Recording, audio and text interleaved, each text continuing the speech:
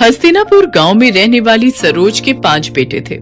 उसका पति जगदीश पेशे से एक कपड़ा व्यापारी था। कुछ वर्षों पहले जगदीश का स्वर्गवास हो गया था। समय के साथ सरोज के सभी बेटे जवान हो गए और उन्होंने पिता के कपड़ों के सीमित कारोबार को बड़े उद्योग के कारखाने में बदल दिया। पूरे गांव में उन्हीं के चर्चे हुआ करते थे। अरे सरोज के 5 बेटों ने मिलकर सरोज का मान ही बढ़ा दिया भाई। पहले तो पिता के छोटे मोटे कारोबार को इतना फैलाया और फिर उसी कमाई से इतना चौरस घर खड़ा कर दिया। 100% सच कहा रमेश भाई। अमीर रईस होने का सरोज के मन में जरा भी अहंकार नहीं है।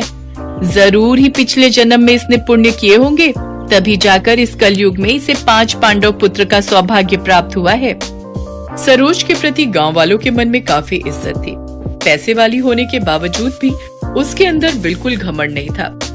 अरे मेरे 5 पांडु, यहाँ पर आओ।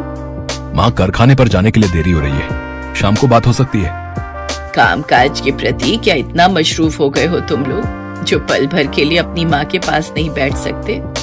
मोहन भैया, तुम माँ की बात सुन लो, हम चारों कारखाने जा रहे हैं। अरे ठहरो, मुझे तुम 5 से बातचीत करनी है। ये तस्वीरें देखो, मैंने तुम 5 भाइयों के लिए लड़कियां पसंद की हैं।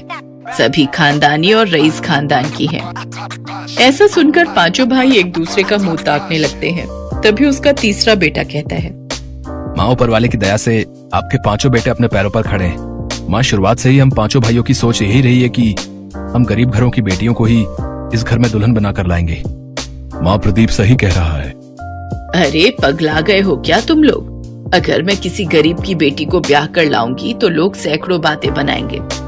गरीब अमीर